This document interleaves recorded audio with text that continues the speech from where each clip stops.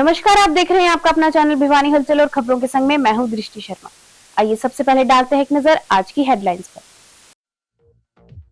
जागरूकता से कैंसर जैसी बीमारी का इलाज संभव, कहा डॉक्टर रघुवीर सांडिल्य। भवानीखेड़ा के रेस्ट हाउस में जनता दरबार लगाकर विधायक ने सुनी लोगों की समस्याएं।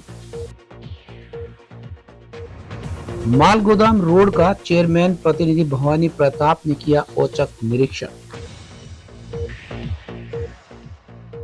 ऑन द स्पॉट पेंटिंग में 200 बच्चों ने, जबकि लीगल लिटरेसी में 250 बच्चों ने लिया भाग। वैश्य महाविद्यालय की वार्षिक पत्रिका का हुआ विमोचन। और अब खबरें विस्तार से। भिवानी के चौधरी बंसी लाल नागरिक अस्पताल में कैंसर जागरूकता को लेकर विशेष कार्यक्रम आयोजित किया गया, जिसमें सिविल सर्जन डॉक्टर रघुवीर सांडिल्य ने मीडिया के माध्यम से मरीजों व लोगों को कैंसर के प्रति सतर्क रहने की सलाह दी। उन्होंने हरियाणा सरकार की कैंसर पेशेंट पेंशन योजना की जानकारी देते हुए बताया कि स्टेज 3 और स्टेज 4 के मरीजों को प्रति माह पेंशन का लाभ दिया जा रहा है। वहीं ईएनटी कैंसर विशेषज्ञ डॉक्टर रुपेंद्र रंगा ने कहा कि धूम्रपान, फास्ट फूड, गलत दवाइयां और रेडिएशन इत्यादि कैंसर के खतरे को बढ़ाते हैं। समय रहते जांच, सही इलाज और जीवन शैली में सुधार से कैंसर से बचाव संभव है। उन्होंने लोगों से साफ सफाई, पौष्टिक भोजन, योग और नियमित स्वास्थ्य जांच को जीवन का हिस्सा बनाने की अपील की। चौधरी बंसीलाल नागरिक अस्पताल में कैंसर से बचाव के प्रति जागरूकता को लेकर सिविल सर्जन ने बताया कि हमारा उद्देश्य लोगों को कैंसर के खिलाफ जागरूक करना है, जिससे लोगों को कैंसर के बारे में अधिक जानकारी हो सके और उन्हें इससे निपटने के लिए जरूरी कारणों की पहचान हो सके। उन्होंने कहा कि यदि किसी को लगातार मुंह में छाले हो रहे हैं, मुंह या कान में दर्द है, आवाज में खराश है, निगलने में परेशानी है, गर्दन में बिना दर्द के सूजन आती हो, तो तुरंत चिकित्सकों से संपर्क करें। इसके साथ ही साथ यदि मुंह का काम खुलना, मुंह में जलन होना, मसालेदार भोजन का मुंह में सहन न होना, मुंह तथा जीभ में सफेद लाल चकत्ते और घाव होना, जीभ के बाहर निकलने में कठिनाई का होना, मुंह खोलने में कसाव महसूस करना और अत्यधिक लार का बनना आदि लक्षण हो तो भी विशेषज्ञ से संपर्क करना चाहिए। कैंसर अवेयरनेस के बारे में जो जानकारी लेना चाहते हैं, यह बहुत ही अच्छी, आपका धन्यवाद करना चाहूँगा, क्योंकि कैंसर एक ऐसी बीमारी है जिसमें बहुत सारे का इलाज उपलब्ध है। बहुत सारी कैंसर ऐसी है जिसका एट प्रेजेंट कोई इलाज नहीं है। जैसे कि उदाहरण की तरफ ब्रेस्ट कैंसर है, उसकी टारगेटेड थेरेपी अवेलेबल है। प्रोस्टेट कैंसर है, इसकी टारगेटेड थेरेपी अवेलेबल है। CML है, इसकी भी टारगेटेड थेरेपी अवेलेबल है। टारगेट थेरेपी उसको कहते हैं जिसमें मेन कारण का पता लग जाता है ये कैंसर क्यों होती है, तो उसके इलाज के लिए हम टारगेटेड मोलिकुलर थेरेपी बना देते हैं। लेकिन बहुत सारी, जैसे कि स्क्वामस सेल कार्सिनोमा है, एडिनोकार्सिनोमा है, बहुत सारी ऐसे कैंसर हैं, और ALL है, होजकिन नॉन होजकिन लिम्फोमा है, उसमें बहुत सारियां दवाइयां, multiple surgical treatment, chemotherapy, radiotherapy दे करके भी वो पूरी तरह ठीक नहीं होता। इसमें सबसे ज्यादा जो दुष्प्रभाव शरीर पर पड़ रहा है, जिसके कारण संख्या लगातार बढ़ती आ रही है, उसमें हमारा शरीर, क्योंकि जो इंसेक्टिसाइड जो हम खाना खाते हैं उसकी मात्रा एग्रीकल्चर फील्ड में उनमें बहुत ज्यादा हो गई है, और हमारा एयर क्वालिटी भी बहुत पुअर होती आ रही है, क्योंकि एयर क्वालिटी के कारण हमारे जो हानिकारक जो पदार्थ एलिमेंट हैं वो हमारे इनहेलेशन के द्वारा शरीर में जाते हैं और हमारा हर अंग को प्रभावित करते हैं। वो GIT सिस्टम को, किडनी को और हमारे लीवर को, सारे को प्रभावित करते हैं।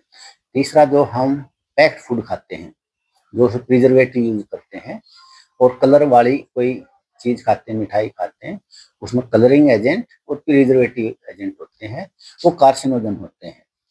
चौथा, जो हम स्मोकिंग करते हैं, इसमें 72 इसे एलिमेंट ऐसे होते हैं स्मोक में जो कार्सिनोजन पाए गए हैं। तो हमारी जो एनवायरनमेंट में है और हमारी बैड हैबिट के कारण और हमारी एग्रीकल्चर में अननेसेसरली यूज ऑफ यूरिया है, इंसेक्टिसाइड, पेस्टिसाइड का यूज हो रहा है, इससे हमारा शरीर में कार्सिनोजन की मात्रा बढ़ जाती है और हम कैंसर के पीड़ित शिकार हो जाते हैं। इसके लिए सबसे ज़्यादा ज़रूरी है कि हम अगर 15-20 साल पहले चलें। वहीं इसी कड़ी में ईएनटी कैंसर रोग में एशिया के स्पेशलिस्ट डॉक्टर रुपेंद्र रंगा ने कहा कि इस रोग में रोग युक्त कोशिकाएं अत्यधिक मात्रा में बढ़ जाती हैं और जानलेवा रूप धारण कर लेती हैं। डॉक्टर रंगा ने कहा कि यदि इस बीमारी का समय से पता चल जाता है तो कीमोथेरेपी, इलेक्ट्रिक शेक या फिर अन्य दवाइयों के माध्यम से इसे पूर्ण रूप से ठीक किया जा सकता है। कैंसर से पीड़ित रोगी बुखार, गला खराब होने की समस्या या फिर अन्य विकार की बार बार शिकायत करते हैं, इसीलिए ऐसे मरीजों को तुरंत कैंसर स्पेशलिस्ट से चेक करवाया जाना चाहिए ताकि टेस्ट करवाकर उसे उपयुक्त दवा भी दी जा सके। आज हम अपने दर्शकों को कैंसर के बारे में बताना चाहेंगे। कैंसर क्या चीज़ है, कैसे होता है, उसको हम कैसे निदान कर सकते हैं, कैसे उसका इलाज कर सकते हैं, आखिर कैंसर है क्या चीज़। कैंसर वैसे तो सामान्य तौर पे हमारे शरीर की कोशिकाएं हर घड़ी नई बनती रहती है, परंतु वो एक सामान्य तौर पे बनती है। पर कैंसर के अंदर जो कोशिकाएं हमारे शरीर के किसी भी भाग की असामान्य तौर पर अनियंत्रित तरीके से बढ़ने लग जाती है, उसको हम कैंसर कहते हैं। कैंसर गांठ के रूप में भी हो सकता है, कैंसर किसी छाले के रूप में भी हो सकता है, कैंसर खून का भी हो सकता है। आखिर कैंसर होता क्यों है? कैंसर होने के विभिन्न कारण हैं, परंतु जो धूम्रपान है, मदिरापान है, जिसको बड़े मुख्य तौर पे माना गया है कि इसकी वजह से कैंसर होता है। जो धूम्रपान होता है, धूम्रपान में कैंसर क्यों होता है? इसलिए होता है कि इसके अंदर हाइड्रोकार्बन्स, एल्डिहाइड्स, एरोमेटिक अमीन्स, निकोटीन्स, ये केमिकल होते हैं। ये केमिकल हमारे शरीर में जाके हम बुरा प्रभाव डालते हैं।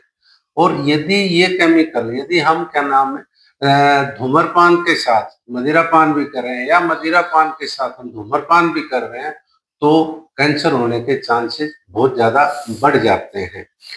ओंकोजीन क्या होते हैं? कुछ एक वायरस होते हैं जो हमारे शरीर में जाके कैंसर का रूप धारण कर लेते हैं, जैसे ईबी वायरस है। कई तरीके के वायरस होते हैं, एक नहीं, जो हमारे शरीर में जाके कैंसर का रूप धारण कर लेते हैं। रेडिएशन, जो बार बार हम एक्सरे करवाते हैं, सीटी स्कैन करवाते हैं, एमआरआई करवाते हैं, जो नियमित रूप से करवाते रहते हैं। छोटी सी बीमारी होगी भाई, रेडिएशन एक्सपोजर हो गया, वो भी हमारे शरीर के अंदर कैंसर बनने में अहम भूमिका निभाता है। और कुछ एक दवाइयाँ होती है, दवाइयाँ भी कैंसर का कारण बनती है। आजकल हम देखते हैं हमारे नौजवानों में क्या, बूढ़ों में क्या, हर वर्ग में एक स्ट्रेस फैक्टर होता है। स्ट्रेस में क्या होता है कि हमारे शरीर की इम्यूनिटी कम हो जाती है। रेडिएशन मैंने अभी बताया, रेडिएशन जो होते हैं हमारे शरीर पे बुरा प्रभाव डालती है। और जो कोशिकाओं में जो जीनोम होता है, जो न्यूक्लियस होता है, जो उसके अंदर जेनेटिक एक सीक्वेंस होती है, उसको चेंज कर देते हैं। उसकी वजह से कैंसर होने की आशंका बहुत बढ़ जाती है। सर, किसानों के पेस्टिसाइड यदि उस अनाज के अंदर मौजूद है तो वो जरूर हमारे शरीर पे बुरा प्रभाव डालता है। और वो हमारे शरीर पे बुरा प्रभाव, जैसे धूम्रपान होता है, धूम्रपान के अंदर भी वो एरोमेटिक अमीन, हाइड्रोकार्बन ये चीज होते हैं, उसी तरीके के पेस्टिसाइड में भी होते हैं, जो हमारे खाने में, हमारे शरीर में जाके कैंसर बनने में अहम भूमिका निभाते हैं। फास्ट फूड में पिछले कई सालों से, 2 डिकेड से देख रहा हूँ, 2 दशकों से देख रहा हूँ कि हमारे समाज में एक फैशन सा हो गया है, भाई पिज्जा खाना है, बर्गर खाना है। देखो, ये है तो क्या है, तो कंप्रेस्ड कार्बोहाइड्रेट, परंतु जो विकसित देश हैं उन्होंने तो खाना छोड़ दिया, परंतु हम विकसित हुए नहीं है, इसलिए हम अपने चाल चलन में ज्यादा करते हैं। और उसमें जो केमिकल लगते हैं, वो केमिकल भी हमारे शरीर पर बुरा प्रभाव डालते हैं और कैंसर बनाने में अहम भूमिका निभाते हैं। मैं सभी दर्शकों से ये आग्रह करूंगा कि जो पहले की पद्धति थी, जो शुद्ध खाना घर में अपनी रसोई में बनता था, उसी पे ध्यान दें, उसी पे जोर रखें, ताकि हमारा स्वस्थ जीवन रहे। भवानी खेड़ा से भाजपा विधायक कपूर वाल्मीकि ने कांग्रेस पर चुटकी लेते हुए कहा कि मशीनें नहीं, कांग्रेस की करतूतें खराब हैं। जनता दरबार में लोगों की समस्याएं सुनने के बाद उन्होंने कांग्रेस पर वोट चोरी और ईवीएम को लेकर लगाए जा रहे आरोपों पर पलटवार किया। विधायक ने कहा कि चोर आदमी को सभी चोर दिखाई देते हैं और कांग्रेस का काम सिर्फ आरोप लगाना है। विधायक ने कहा कि जनता की समस्याओं का समाधान प्राथमिकता से किया जा रहा है। साथ ही उन्होंने आश्वासन दिया कि तूफानी बारिश में बर्बाद फसलों का मुआवजा किसानों को जल्द मिलेगा। भवानीखेड़ा के भाजपा विधायक कपूर वाल्मीकि ने लोगों की समस्याएं सुनने के बाद कहा कि लोग कहते हैं कि चुनावों के वायदे पूरे नहीं होते, लेकिन मैं ये वादा करता हूं कि मैं सभी वादे पूरे करके दिखाऊंगा। उन्होंने कहा कि मौके पर समस्या का समाधान होने पर लोग संतुष्ट हो जाते हैं। विधायक ने सभी लोग भगवान से संतुष्ट न होने की बात कहते हुए कहा कि मेरी कोशिश रहेगी कि मैं ज्यादा से ज्यादा लोगों के काम करके दिखाऊं और दिन रात इस कार्य में एक कर दूंगा। उन्होंने कहा कि जुलाई व अगस्त माह में हुई तूफानी बारिश में बर्बाद हुई फसलों के मुआवजे की सीएम ने घोषणा कर दी है, गिरदावरी भी हो चुकी है। उन्होंने कहा कि कांग्रेस ने हमेशा चोरी की है, कभी विकास नहीं किया। कहा कि कितने ही काम करो, विपक्ष का काम केवल विरोध करना है।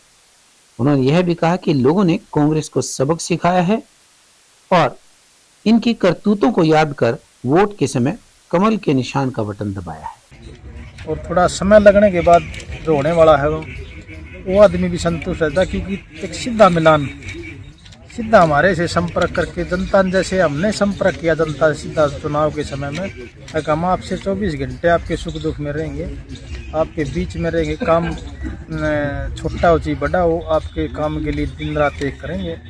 उस चीज़ को हमने 100% करके दिखाना है, क्योंकि जनता कहती है जनता के वादे करे हुए पूरे नहीं होते। देखो, पूरे तो भगवान से भी खुश नहीं होते।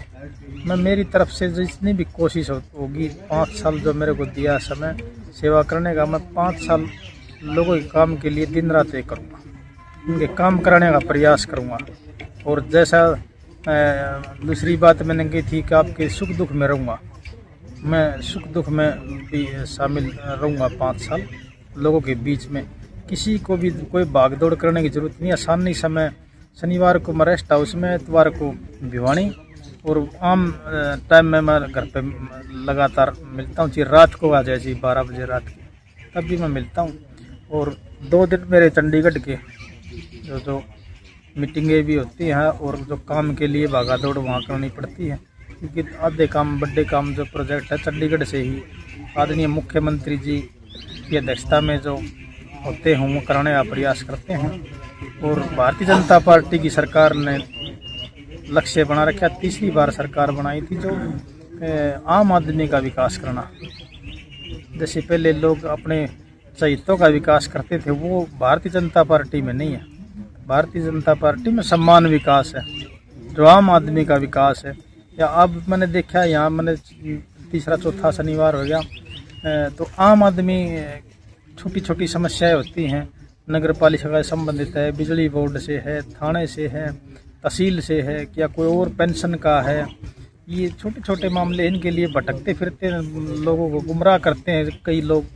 वो काम नहीं है हमारा। मैंने अधिकारियों को भी कहा है, और मेरे भी यहाँ मेरे जो साथी हैं उनकी विशेषकर जिम्मेदारी लगा रखी है, हर एक उसमें भी ये कागज लो और आप जितनी भी समस्याएं ही हैं कर्मचारियों से, अधिकारियों से जाकर के मिलकर इनको पूरा करने का काम करो।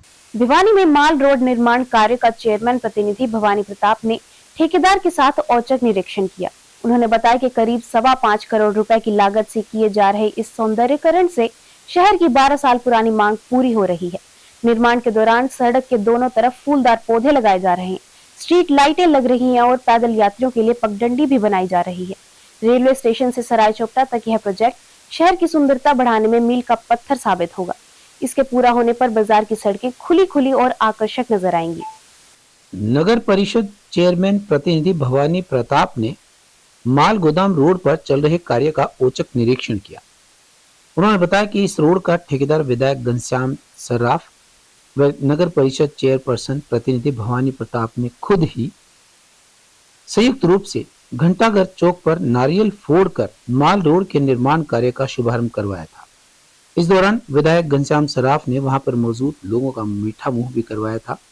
उन्होंने कहा कि नगर पालिका के इस कदम से शहर की सुंदरता को पंख लग जाएंगे।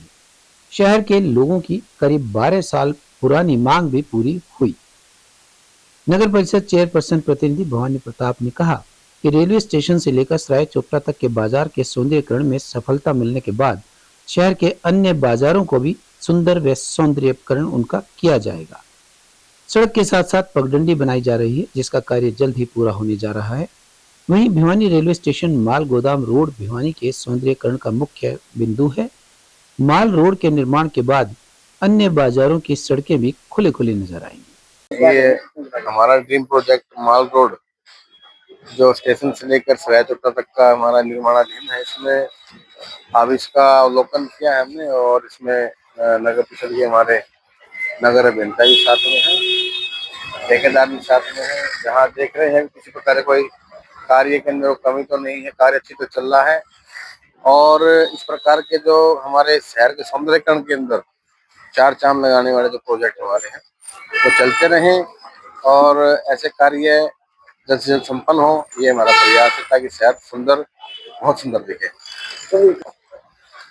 ये रेलवे स्टेशन से लेकर के सराय चोपड़ा तक का हमारा रोड का सौंदर्यीकरण प्रस्तावित है, जिसके अंदर 5.25 करोड़ की लागत का हमारा ये पूरा प्रोजेक्ट है।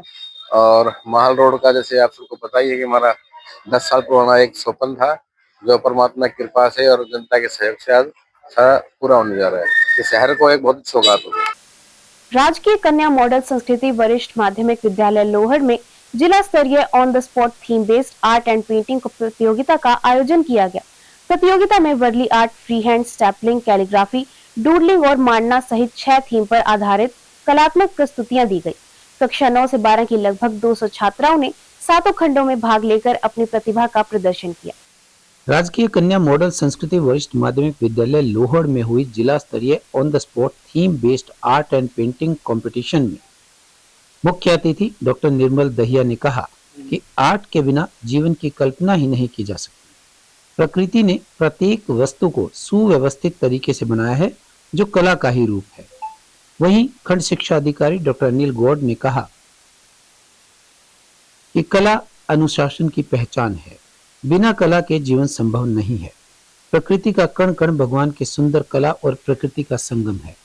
जिला समन्वयक सांस्कृतिक संजय कुमार ने कहा कि जिला स्तरीय प्रतियोगिता में सभी 7 खंडों के लगभग 200 बच्चों ने भाग लिया। बच्चों ने उत्साह दिखाया और सुंदर सुंदर कलाकृतियां बनाई। राजकीय कन्या वरिष्ठ माध्यमिक विद्यालय लोहड़ के प्राचार्य राजेश शर्मा ने कार्यक्रम की अध्यक्षता की। उन्होंने बताया कि यह एक बेहतरीन प्रतियोगिता है, जिसमें बच्चे अपनी कल्पनाओं को ब्रश और कलम के माध्यम से आकृति का रूप दे सकते हैं। आज district level on spot theme based art and painting competition 2025 का आयोजन किया गया। इसमें विभिन्न 6 विधाएं थी, जिसमें बच्चे अपना ऑन द स्पॉट हुनर दिखा रहे थे। Warli art, Mandana art, doodling art, spelling art, free hand और कैलीग्राफी। इसमें सभी भिवानी में जो है समाहित 7 ब्लॉकों के लगभग 200 बच्चों ने भाग लिया और सभी ने अपनी अनुपम छटा अपनी अपनी जो है व्यवस्था में बिखेरी। ये सभी स्कूल जो है सरकारी स्कूल के बच्चे हैं, सभी बच्चे सरकारी स्कूल से हैं और विभागीय निर्देशानुसार ये कार्यवाही करवाई गई और अति सराहनीय है। इस तरह के कार्यक्रमों से बच्चों का आत्मसम्मान बढ़ता है, आत्मविश्वास बढ़ता है और उनका एक्सपोजर भी बढ़ता है। वहीं दूसरी ओर गवर्नमेंट मॉडल संस्कृति सीनियर सेकेंडरी स्कूल में खंड स्तरीय लीगल लिटरेसी प्रोग्राम का आयोजन किया गया, जिसमें खंड के 25 से अधिक स्कूलों और 250 से ज्यादा विद्यार्थियों ने उत्साहपूर्वक भाग लिया। कार्यक्रम के तहत कुल 10 इवेंट्स आयोजित हुए और विभागीय निर्देशानुसार विजेताओं को सम्मानित किया गया। वहीं खंड स्तरीय लीगल लिटरेसी कार्यक्रम में 25 से अधिक स्कूलों के 250 से अधिक बच्चों ने भाग लिया। प्रतियोगिता के अंतर्गत कुल 10 इवेंट्स करवाए गए। प्रत्येक इवेंट में प्रथम, द्वितीय व तृतीय स्थान प्राप्त करने वाले प्रतिभागियों को विभागीय निर्देशानुसार सम्मानित किया गया। खंड शिक्षा अधिकारी डॉक्टर अनिल गौड़ के मार्गदर्शन में district legal literacy coordinator Rajesh Kumar के सुपरविजन में ये सभी प्रतियोगिताएं विधिवत तरीके से और नियम पूर्वक पूर्ण करवाई गई। मेरा नाम गौरी है और हम यहाँ मॉडल संस्कृति में अपना ड्रामा लेके आए जिसमें हमारी फर्स्ट पोजीशन रही और मैंने एंकर और लॉयर का किरदार निभाया। ये हमारे लिए बहुत ज़्यादा बेस्ट एक्सपीरियंस था एंड हम इतने खुश है ना जिसको बता नहीं सकते। खंड शिक्षा कार्यालय के तहत आज राजेश जी शर्मा जो गर्ल्स स्कूल में प्रवक्ता हैं अंग्रेजी के और लीगल लिटरेसी के प्रमुख हैं, नोडल अधिकारी हैं, उनकी रहनुमाई में 10 प्रतियोगिताएं आयोजित की गई हैं, जिसमें मुख्य तौर पे पोएटिक रेसिटेशन, निबंध प्रतियोगिता आदि अनेक प्रतियोगिताएं की गई हैं, जिसमें अनेक विद्यालयों के लगभग 250 प्लस विद्यार्थियों ने भाग लिया है। अध्यापकों की संख्या को काउंट करें तो 300 के आसपास हो जाती है। इसमें बच्चों को अपने प्रतिभा का निखारने का, प्रतिभा दिखाने का अवसर प्राप्त होता है। हमारा ये प्रोग्राम ब्लॉक लेवल पे लीगल लिटरेसी का प्रोग्राम हर साल होता है और इसमें 10 प्रकार के इवेंट डाले गए हैं, जिसमें बच्चों की पेंटिंग, ग्रुप डिस्कशन, डिबेट और डॉक्यूमेंट्री, पावर पॉइंट प्रेजेंटेशन और भी 10 प्रकार के टोटल इवेंट इसमें डाले गए हैं। अलग अलग स्कूल से प्रतिभागी आते हैं और अपना हुनर दिखाते हैं और जजेस हमारे एजुकेशन डिपार्टमेंट के ही एक्सपर्ट्स होते हैं और वो बच्चों को उनके कौशल के हिसाब से फिर पोजीशंस देते हैं। वैश्य महाविद्यालय की वार्षिक पत्रिका भवानी का विमोचन भव्य समारोह में संपन्न हुआ। समारोह में मुख्य अतिथि उपायुक्त साहिल गुप्ता ने युवाओं को राष्ट्र निर्माण में अपनी सक्रिय भूमिका निभाने का आह्वान किया। उन्होंने कहा कि किसी भी शिक्षण संस्थान की पत्रिका ज्ञान का पिरामिड होती है, जो छात्रों को नई शिक्षा दृष्टि प्रदान करती है। कार्यक्रम में विधायक घनश्याम सराफ सहित वैश्य महाविद्यालय ट्रस्ट और प्रबंध समिति के पदाधिकारियों ने पत्रिका को विद्यार्थियों की प्रतिभा, रचनात्मक और पूरे वर्ष की उपलब्धियों को संजोने का सशक्त माध्यम बताया। वैश्य महाविद्यालय की वार्षिक पत्रिका भवानी के 2024-25 का विमोचन उपायुक्त साहिल गुप्ता, ट्रस्ट के प्रधान एडवोकेट शिवरतन गुप्ता, अध्यक्ष अजय गुप्ता एवं प्राचार्य डॉक्टर संजय गोयल के अलावा अन्य सदस्यों द्वारा महाविद्यालय के सभागार में किया गया। प्राचार्य डॉक्टर संजय गोयल ने अतिथियों का स्वागत करते हुए महाविद्यालय की पत्रिका की मुख्य संपादक डॉक्टर कामना कौशिक एवं संपादक मंडल के अन्य सदस्यों को बधाई देते हुए कहा कि उनके द्वारा किया गया यह प्रयास सचमुच सराहनीय है। महाविद्यालय ट्रस्ट के अध्यक्ष एडवोकेट शिवरतन गुप्ता ने कहा कि इस पत्रिका के माध्यम से विद्यार्थियों को महाविद्यालय में हुई विभिन्न गतिविधियों के अवगत होने का अवसर मिलता है। उन्होंने कहा कि विद्यार्थी पत्रिका के मुख्य पृष्ठ पर अंकित जीवन के अहम मूल्यों की अनुपालना करते हुए अपना जीवन बदलने का कार्य कर सकते हैं। प्रबंधन समिति के अध्यक्ष अजय गुप्ता ने कहा, किसी भी संस्था की पत्रिका संस्था के लिए आईने का काम करती है। छात्र जीवन का अहम पड़ाव होता है, जो किसी भी छात्र के जीवन में अपने उज्जवल भविष्य बनाने के लिए एक मजबूत कड़ी का काम करता है। सर क्या कहेंगे आज? जी आज ये भवानी मैगजीन जो है वैश्य महाविद्यालय में यहाँ पे इसका विमोचन हुआ था और इस अवसर पे मैं यहाँ आया था और बड़ा ही मेरा अच्छा एक्सपीरियंस रहा है स्टूडेंट्स इंटरेक्ट करके और इवन जो कंटेंट ऑफ द मैगजीन्स हैं they were also very excellent. तो मेरी तरफ से बहुत बहुत शुभकामनाएं to the entire management and the entire trust of the Vaishya society.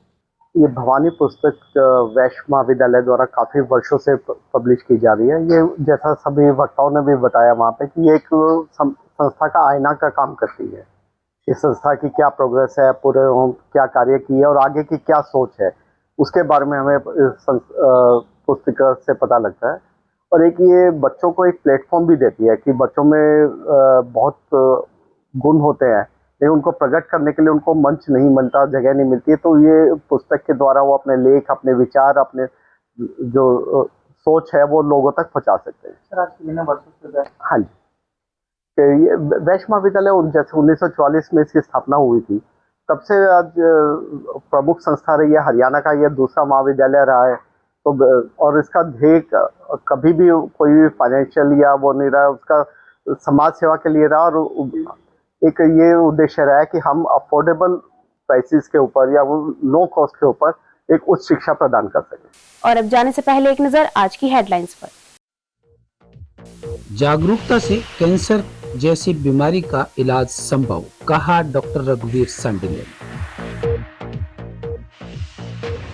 Bhawanikheda के रेस्ट हाउस में जनता दरबार लगाकर विधायक ने सुनी लोगों की समस्याएं। माल गोदाम रोड का चेयरमैन प्रतिनिधि भवानी प्रताप ने किया औचक निरीक्षण। ऑन द स्पॉट पेंटिंग में 200 बच्चों ने, जबकि लीगल लिटरेसी में 250 बच्चों ने लिया भाग। वैश्य महाविद्यालय की वार्षिक पत्रिका का हुआ विमोचन। अब मुझे दीजिए इजाजत और देखते रहिए आपका अपना चैनल भिवानी हलचल।